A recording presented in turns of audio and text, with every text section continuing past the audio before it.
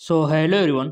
आज हम डिस्कस करने वाले जंतु विज्ञान के इम्पोर्टेंट मल्टीपल चॉइस क्वेश्चन जो आपके एंट्रेंस एग्जाम में डायरेक्ट आपको देखने को मिल जाएंगे। पहला क्वेश्चन है, खोपड़ी में कितनी हड्डियां पाई जाती है?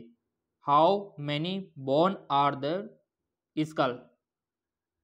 9, 20, 22, 21। खोपड़ी में कितनी हड्डियां पाई जाती है? तो यहाँ पर इसका जो राइट ऑप्शन होगा वो होगा 22। 22। अब यहाँ पर जिनको पता है बहुत ही अच्छी बात है, और जिनको पता नहीं है वो तो यही सोच रहे होंगे कि सर 22 कैसे होगी। तो चलो इनको समझ लेते हैं। देखो विद्यार्थियों, खोपड़ी का मतलब ये होता है पूरा का पूरा, जिसमें आपका चेहरा भी आ गया और ऊपर का ये क्रेनियल पार्ट भी आ गया। ठीक है, तो ये दोनों पार्ट इसमें आ गए खोपड़ी में। तो टोटल अब हमको बताना होगा, यानी कि फेशियल एरिया भी आ गया और ऊपर का क्रेनियल एरिया भी किसमें आ गया? खोपड़ी में। तो आपको पता है कि चेहरे में कितनी हड्डियां पाई जाती है? चेहरे में पाई जाती है 14, और ऊपर क्रेनियल पार्ट में कितनी पाई जाती है? 8। जब आप 14 और 8 को जोड़ोगे तो आपका 22 निकल कर आ जाएगा। ये है आपका क्रेनियल ऊपर वाला हिस्सा जो आपको कलरफुल दिख रहा है ना, ये क्रेनियल बोन में गिना जाता है। अगर एग्जाम में आपसे क्रेनियल बोन के बारे में पूछे तो आपको 8 बोन करके आनी है, और अगर आपसे पेशियल बोन के बारे में पूछे तो आपको 14 करके आना है, क्योंकि पेशियल बोन कितनी होती है? 14, और क्रेनियल कितनी होती है? 8, और टोटल खोपड़ी की बात करें तो कितनी होती है? 22। तो इस प्रकार हमारा जो राइट ऑप्शन है वो 22 है, इसीलिए हमारा 22 राइट होगा। अगला, ये यहाँ पर मेडिकल डिवाइस के बारे में है कि त्वचा पर इलेक्ट्रोड का उपयोग कर हृदय की विद्युत गति का अभिलेखित करना क्या कहलाता है? बताओ। आपने भी देखा होगा कि हृदय के ऊपर काफ़ी सारे इलेक्ट्रोड लगाकर चेकअप किया जाता है, और इस प्रकार का कुछ आपका पैटर्न ग्राफ निकलती है। उस जांच को क्या बोलते हो आप?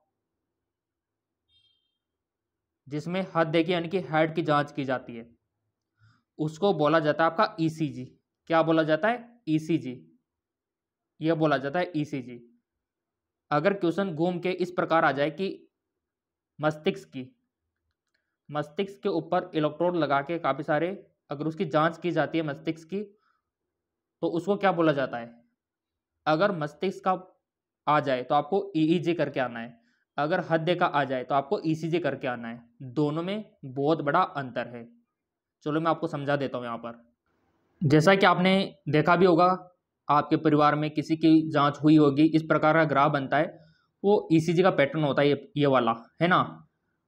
और ये जो आप देख रहे हो ये है ईईजी, यानी कि मस्तिष्क की जांच। इसमें काफ़ी सारे इलेक्ट्रोड आपके मस्तिष्क में लगाए जाते हैं ईईजी में, और जो आपका ईसीजी होता है ये हृदय पर लगता है, और इनका ईसीजी का पैटर्न ये होता है और ईईजी का पैटर्न इस प्रकार का होता है। देख लो कितना बड़ा अंतर है। कुल मिला के ईसीजी हृदय की जांच है और ईईजी मस्तिष्क की जांच है। क्लियर? तो यहां पर हमसे पूछा गया हृदय की जांच, तो ईसीजी। अगला,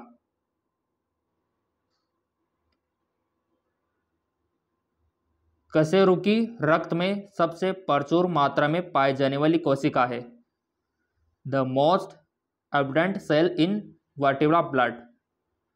तो कशेरुकी रक्त में सबसे प्रचुर मात्रा में जो कोशिका पाई जाती है वो पाई जाती है रेड ब्लड सेल, आरबीसी। सबसे प्रचुर मात्रा में पाई जाती है। और आरबीसी का लाइफ स्पैन कितना होता है, इनका जीवन काल कितना होता है? तो वो होता है 120 दिन के करीब। तो ये कुछ आपको पता होना चाहिए, और इनकी नॉर्मल अमाउंट कितनी होती है वो भी आपको पता होना चाहिए, आरबीसी का भी, डब्ल्यूबीसी का भी, और प्लेटलेट्स का भी, और इनका जीवन काल ये भी आपको पता होना चाहिए। चलिए, नाक में किस प्रकार की उपास्थि पाई जाती है? Which type of cartilage found in knows. आपका जो नाक है उसमें किस प्रकार की उपास्थि पाई जाती है?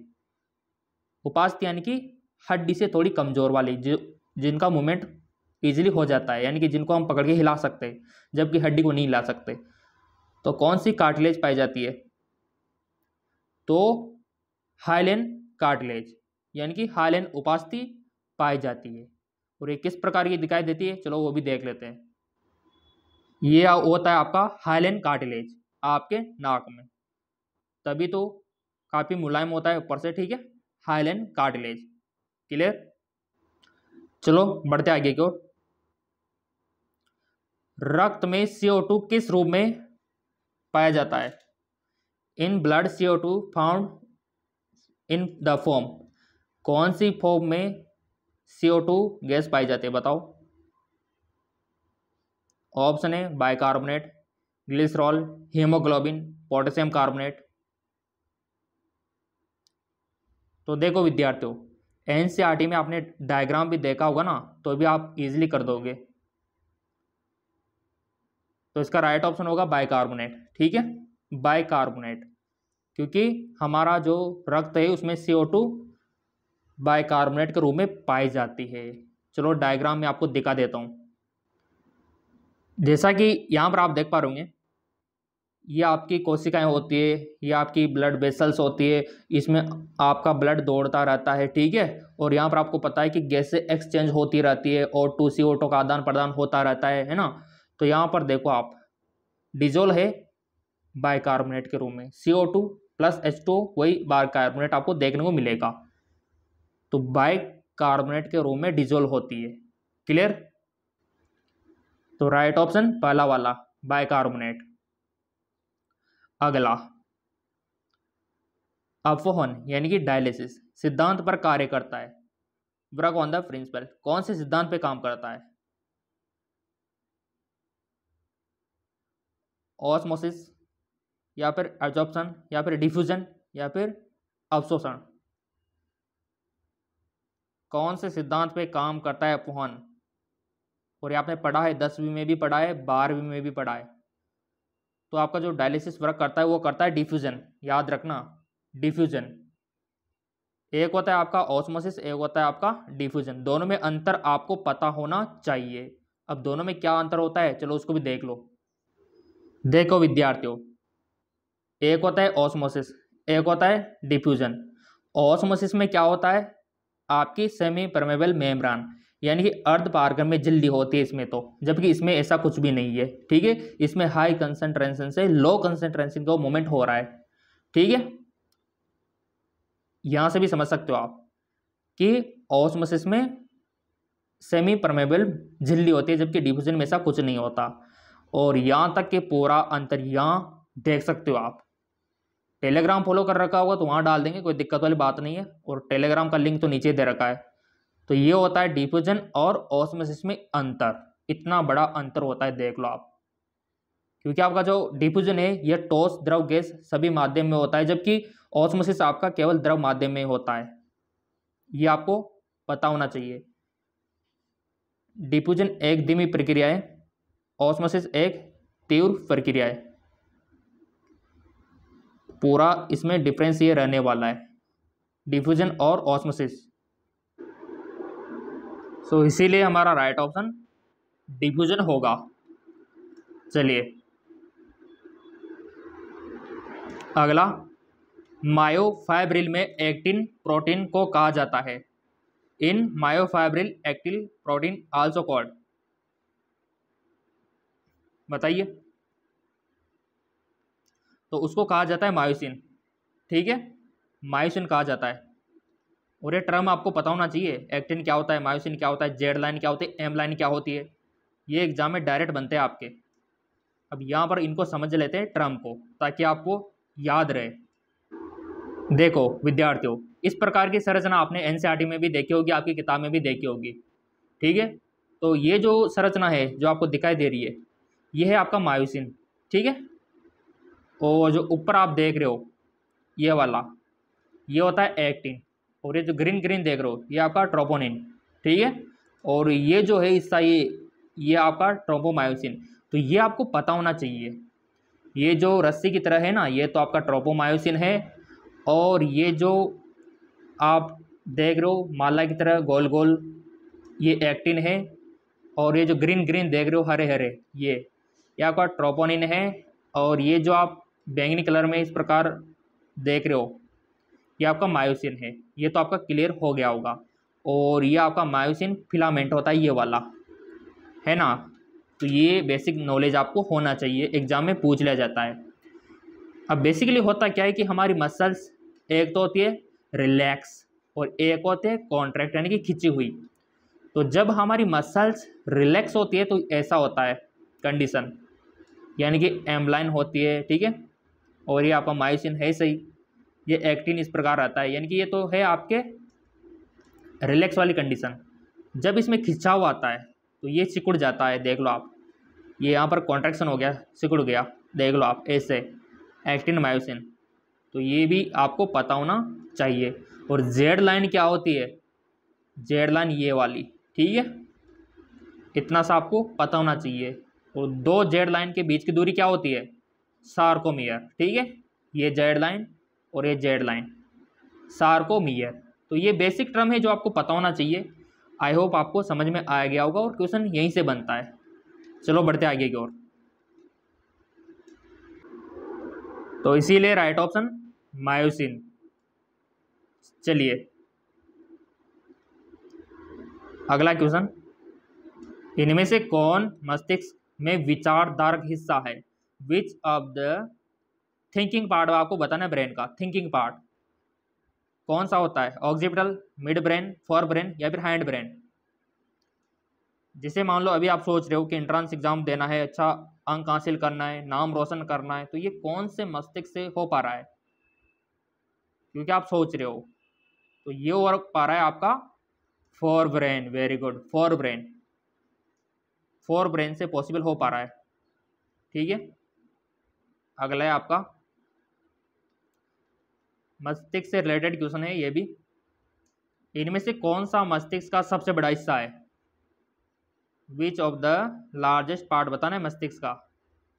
पता है ना आपको, मस्तिष्क में 3-4 पार्ट होते हैं, सेरेब्रम होता है, सेरेबेलम होता है, मिड ब्रेन होता है ना, मेडुला ऑब्लोंगेटा होता है, थैलेमस होता है, हाइपोथैलेमस होता है, सेरेबेलम, बताओ कौन सा होता है। ऑब्वियसली बात है, सबसे बड़ा हिस्सा होता है आपका सेरेब्रम, सेरेब्रम यानी कि अगर मस्तिष्क। अब आप बोलोगे सर कैसे होता है, तो चलो दिखा देता हूँ मैं आपको कैसे होता है। ये डायग्राम तो आपने कहीं ना कहीं पर देखा होगा, 10वीं की क्लास में भी देखा होगा, 11वीं 12वीं में भी देखा होगा, राइट। तो यहाँ पर फोर ब्रेन कौन सा है, ये वाला हिस्सा आपका फोर ब्रेन होता है, पूरा का पूरा ये वाला क्या होता है, फोर ब्रेन। और हैंड ब्रेन होता है पीला पीला, ये हिस्सा पीछे वाला इतना सा, ये आपका हैंड ब्रेन है। और मिड ब्रेन होता है ये ग्रीन ग्रीन इतना सा। अब तीनों में से देख लो, ये तो है आपका फर्स्ट वाला सेरेब्रेन, यानी कि फोर ब्रेन बोल सकते हो या फिर सेरेब्रम बोल सकते हो, एक ही बात है, ठीक है। और ये मिड ब्रेन और ये हैंड ब्रेन। अब हो भी इसलिए बात है, सबसे बड़ा तो यही दिखाई दे रहा है, तो बस यही होगा, ठीक है। यहाँ पर भी देख लो आप, ये लाल कलर में आपका क्या होता है, फोर ब्रेन या फिर आपका सेरेब्रम, रेड कलर में। तो इसका तो काम क्या है वो भी देख लो, थिंकिंग का यही काम होता है, प्रॉब्लम सोल्व करना, रीजनिंग सब इसी से होता है। हैंड ब्रेन से क्या होता है फिर, इससे कोऑर्डिनेशन होता है। जैसे आप किसी रस्सी पे चल रहे हो, साइकिल पे चल रहे हो बिना गिरे हुए, तो ये मोमेंट जो वाला मैटर है वो हैंड ब्रेन से होता है ना। और मिड ब्रेन से क्या होता है आपका, सुनने का, ऑडिटरी, विजुअल, ये वो कंट्रोल होता है। तो ये पता होना चाहिए आपको, पर्सन्स बेसिक नॉलेज ये होनी चाहिए, एग्जाम में डायरेक्ट क्वेश्चन पूछा जाता है। क्लियर, चलो बढ़ते आगे की ओर। अगला थ्योरेटिकल क्वेश्चन है, युग्मक गठन के समय एक या एक से अधिक गुणसूत्रों की हानि या लाभ कहलाता है। लॉस और गेन क्रोमोसोम क्या कहलाता है, टर्म है आपको बताना है।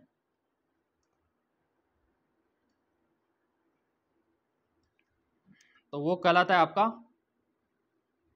ऑनियोप्लेडी। क्या कहलाता है, ऑनियोप्लेडी, याद रखना, गुणसूत्रों का घटना बढ़ना क्या कहलाता है, ऑनियोप्लेडी, ठीक, टर्म याद रखनी, ऑनियोप्लेडी। अगला, कौन सा नियम कहता है जनसंख्या में एलील एवं जीनोटाइप आवर्तियां अन्य विकासवादी प्रभाव की अनुपस्थिति में पीढ़ी से पीढ़ी तक स्थिर रहेगा। तो बच्चों वाला क्वेश्चन है, हार्डी वेनबर्ग सिद्धांत, हार्डी वेनबर्ग सिद्धांत बताइए, हार्डी वेनबर्ग सिद्धांत। ठीक है, जानते हो ना हार्डी वेनबर्ग सिद्धांत, पढ़ा होगा कहीं ना कहीं पर। हार्डी वेनबर्ग सिद्धांत जनसंख्या अनुवांशिकी का एक नया सिद्धांत है जिसे हार्डी ने, वेनबर्ग ने, दोनों ने स्वतंत्र रूप से पेश किया था। इस नियम के अनुसार एक आदर्श जनसंख्या में विभिन्न एलील यानी कि युग्मक विकल्पी और जीनोटाइप की आवृत्तियां पीढ़ी दर पीढ़ी अपरिवर्तित रहती है। बस यही तो नियम था आपका हार्डी वेनबर्ग का। तो ये आपको याद रखना है, हार्डी वेनबर्ग का नियम। और इसको आप इस प्रकार से भी समझ सकते हो, इक्वल इनका एक ही होगा, हार्डी वेनबर्ग प्रिंसिपल। ठीक है, अगला क्वेश्चन, वह रोग जिसमें अंतःस्रावी विकार के कारण अधिवक्र ग्रंथि स्टेरॉयड हार्मोन उत्पादन नहीं करती, तो कौन सा रोग हो जाएगा? देखो, एड्रीनलिन ग्लैंड के बारे में सब जानते हो, और इससे अगर प्रोडक्शन बंद हो जाता है तो इसको कौन सा रोग हो जाएगा? तो इससे होता है एडिशन, एडिशन रोग होता है, याद रखना। कौन सा रोग होता है? एडिशन। अब एडिशन रोग में क्या क्या होता है ये भी जानना जरूरी है। तो चक्कर आना, उल्टी होना, चलो मैं आपको दिखा देता हूँ डायग्राम से, और अच्छा समझ में आएगा आपको। देखो विद्यार्थियों, आपकी जो किडनी जो होती है इनके ऊपर आपकी एड्रीनलिन ग्लैंड होती है, देख लो आप। ठीक है, यहाँ पर इनका लोकेशन होता है एड्रीनलिन का।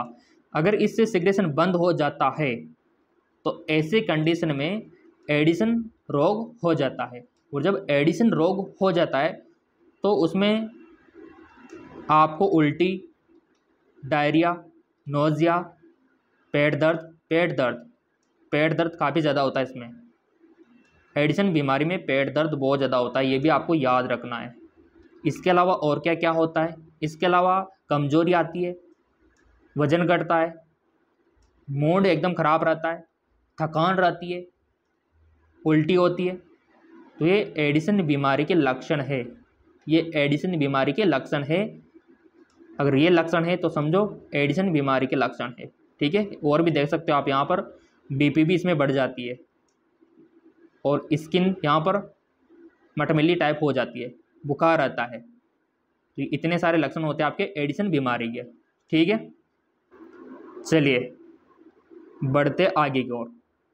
वह पेशियां जो हृदय के लयबद्ध संकुचन एवं विश्राम में सहायता करती है, which muscles help rhythmic contraction and relaxation. बहुत ही प्यारा क्वेश्चन, इसका राइट ऑप्शन होगा कार्डियक मसल्स, कार्डियक मसल्स। और कार्डियक मसल्स कैसी होती है ये भी देख लो आप, ये होती है आपकी कार्डियक मसल्स, देख लो आप, इस प्रकार की कार्डियक मसल्स होती है आपकी, ये इस प्रकार की दिखाई देती है कार्डियक मसल्स, देख लो आप। ठीक है,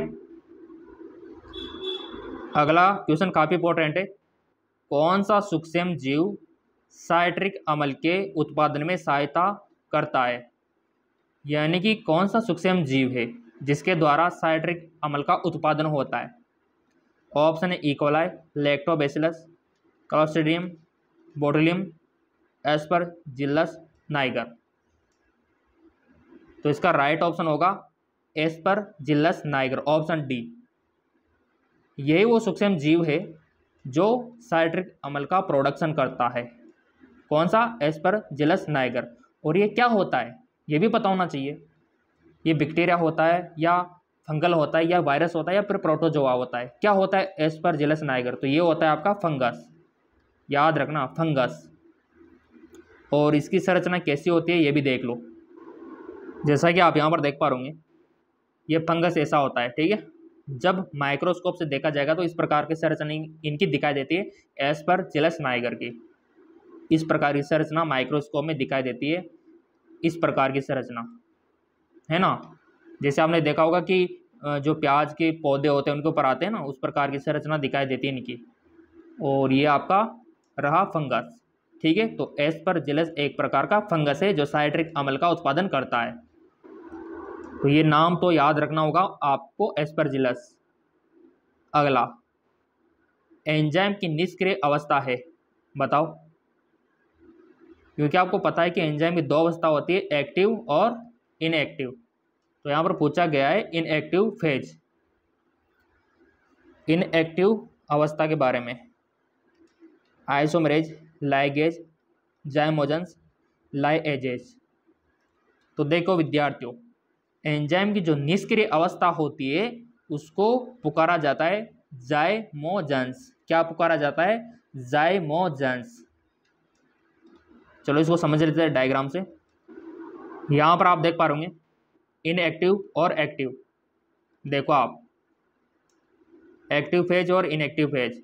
तो यहाँ पर इनएक्टिव फेज क्या होती है? जाइमोज। ठीक है, तो इस प्रकार होता है। क्योंकि एक्टिव में तो ये देखो यहाँ पर होता है और यहाँ पर कनेक्टेड नहीं है, इनएक्टिव फेज है ये, और इनको जाइमोज पुकारा जाता है। अगला,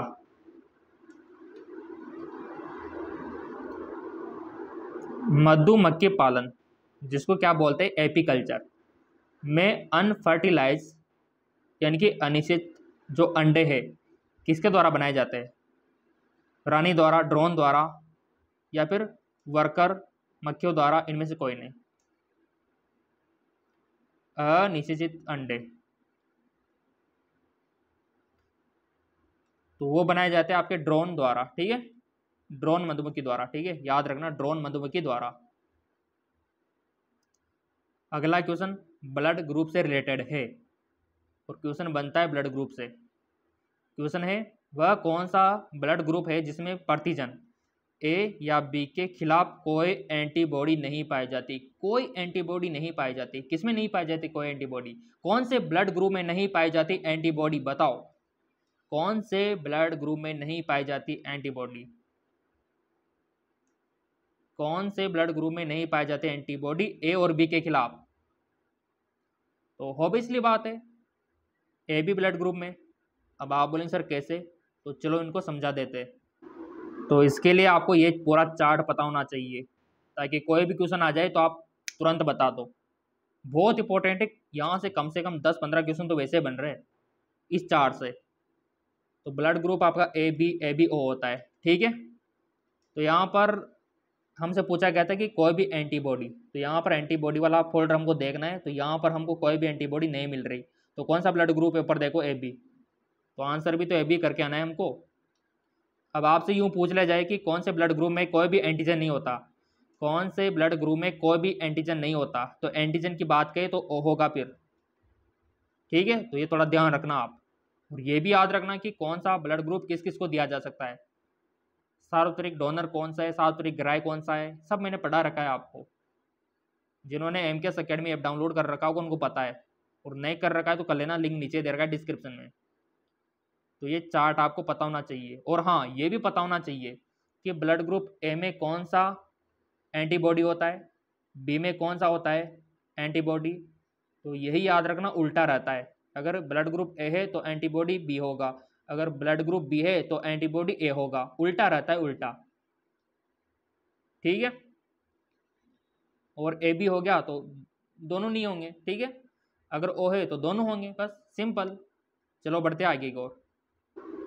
सो यही है, अगर एंटीबॉडी की बात करें तो उल्टा आपको बताना है, अगर एंटीजन की बात करें तो ब्लड ग्रुप के सेम जैसा ही रहेगा। जैसे मान लो किसी का ब्लड ग्रुप ए है तो इसका एंटीजन ए ही है। ठीक है, जबकि एंटीबॉडी बी है। अगला, मनुष्य में अंतःस्रावी प्रणाली के लिए तंत्रिका नियंत्रण केंद्र है। बताओ, human which is the neural control centre. तो ऑब्वियसली बात है, मनुष्य में अंतःस्रावी प्रणाली के लिए तंत्रिका नियंत्रण केंद्र आपका हाइपोथैलेमस, और हाइपोथैलेमस आपको पता है ना, ताप का नियंत्रण भी करता है। तो ये भी याद रखना, हाइपोथैलेमस। चलो अगला क्वेश्चन, बहुत इंपॉर्टेंट। मानव शुक्राणु के किस भाग में अनुवांशिक पदार्थ पाया जाता है? In human sperm which part contain the genetic material. मानव शुक्राणु की संरचना आपने देख रखी है, तो कौन से हिस्से में जेनेटिक मटेरियल पाया जाता है? ऑप्शन है एक्रोसोम, ऑप्शन है प्रोन्यूक्लियस, सेंट्रियोल, कसाबिका। संरचना सबको पता है कि इसमें पूंछ होती है, मध्य भाग होता है, सिर होता है, और एक्रोसोम यहाँ आगे आगे होता है, न्यूक्लियस यहाँ होता है, सेंट्रोल यहाँ होता है, कसाबिका यहाँ होती है, सब पता है आपको। तो मानव शुक्राणु के किस भाग में अनुवांशिक पदार्थ पाया जाता है? तो सोच लिया होगा आपने, तो जो भी आपका आंसर होगा। तो हमारा आंसर सुनो, जो जेनेटिक मटेरियल पाया जाता है स्पर्म में, वो पाया जाता है प्रो न्यूक्लियस में। प्रो न्यूक्लियस में, न्यूक्लियस में ही जेनेटिक मटेरियल पाया जाता है। और काफ़ी सारों को अगर पता नहीं है कि स्पर्म क्या होता है। स्पर्म आपको पता है कि कोशिका होती है जो आंखों से नहीं दिखाई देती। और ये कहाँ पर पाया जाता है स्पर्म? स्पर्म कहाँ पर पाया जाता है पहले बताओ, तभी आपको ये एक्रोसोम समझ में आएगा, तभी आपको स्पर्म समझ में आएगा। शुक्राणु कहाँ पर पाया जाता है? अगर आपसे पूछ लिया जाए कि शुक्राणु कहाँ पर पाया जाता है, ऑप्शन ए कर दिया जाए कि ब्लड में, ऑप्शन बी कर दिया जाए कि लिम्फ में, ऑप्शन सी कर दिया जाए म्यूकस में, ऑप्शन डी कर दिया जाए सीमेन में। कौन सा ऑप्शन करके आओगे आप? ब्लड वाला, लिम्फ वाला, या फिर प्लाज्मा वाला, या फिर सीमेन वाला? तो आपको करके आना है सीमेन, यानी कि वीर्य में। वीर्य में शुक्राणु पाए जाते हैं। कितने पाए जाते हैं? अरबों खरबों, इतने शुक्राणु होते हैं। वीर्य क्या होता है? वीर्य होता है जो पुरुष के जो जेनेटल ऑर्गन है, टेस्टिस, उसमें बनते हैं। तो चलो विस्तार से समझ लेते हैं इनको। अब आप बोलेंगे सर वीर्य कैसा दिखाई देता है और इसमें किस प्रकार से शुक्राणु को हम देख सकते हैं? तो चलो विस्तार से समझ लेते हैं। ये होता है सीमेन, जिसको वीर्य आप बोलते हो, ठीक है। तो इस वीर्य में काफ़ी सारे स्पर्म आपको देखने को मिलेंगे, जिसकी संख्या अरबों खरबों में होगी। ये तो है सही, वीर्य इस प्रकार का दिखाई देते हैं। वीर्य को हम देख सकते हैं आंखों से, नंगी आंखों से देख सकते हैं वीर्य को, बट हम स्पर्म को नहीं देख सकते, क्योंकि स्पर्म तो इसके अंदर है, अरबों खरबों है, और वो कोशिका है। तो चलो यहाँ पर वीर्य तो हम देख पा रहे, तो अब शुक्राणु को देखने के लिए हमको माइक्रोस्कोप लाना होगा। तो चलो माइक्रोस्कोप यहाँ पर लगाते हैं, सूक्ष्मदर्शी यहाँ पर लगाते हैं। तो जैसे हमने सूक्ष्मदर्शी लगाया तो ये लो, इस प्रकार की संरचना हमको देखने को मिली, इस प्रकार की संरचना हमको देखने को मिली वीर्य में, इस प्रकार की संरचना।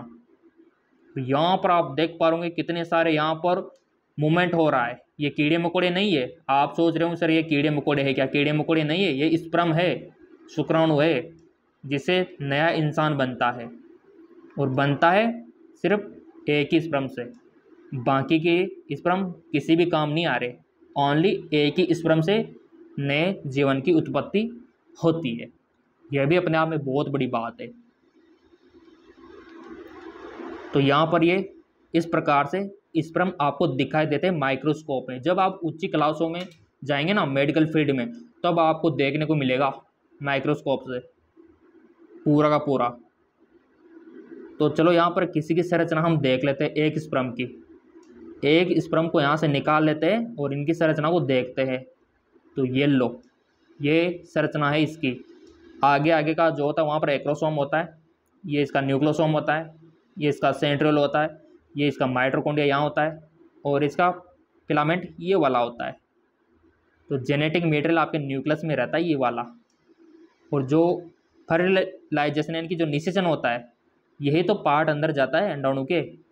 इसको भी देख लेते हैं। ये देखो, ये स्पर्म आया और इसका न्यूक्लियस वाला पार्ट अंदर चला गया, और अंदर चला गया तो इधर ये ओम था, तो ओम से मिलकर नया जीव बनाएगा। ये मिल जाएंगे, एक कोशिका हो जाएगी, 1 से 2 हो जाएगी, 2 से 4, 4 से 8, 8 से 10, 10 से 12, 16 चलती रहेगी फिर, और बढ़ती रहेगी, जन्म होने तक भी बढ़ता रहेगा पूरा का पूरा। और उसका परिणाम आप खुद हो, क्योंकि आपकी उत्पत्ति भी तो ऐसे ही हुई है, ठीक है। तो ऐसे समझना होता है। तो ये इनका प्रो न्यूक्लियस है ओम का, और ये वाला स्पर्म का। तो इसी में जेनेटिक मटेरियल पाया जाता है। तो आई होप आपको समझ में आया होगा। और अगर आपको पीडीएफ चाहिए तो एमकेएस एकेडमी ऐप डाउनलोड कर लेना। ये पूरा पीडीएफ आपको मिलेगा एमकेएस एकेडमी ऐप में। आपको कोर्स बाय करना होगा, लिंक नीचे दे रखा है डिस्क्रिप्शन में। Download MKS academy app now.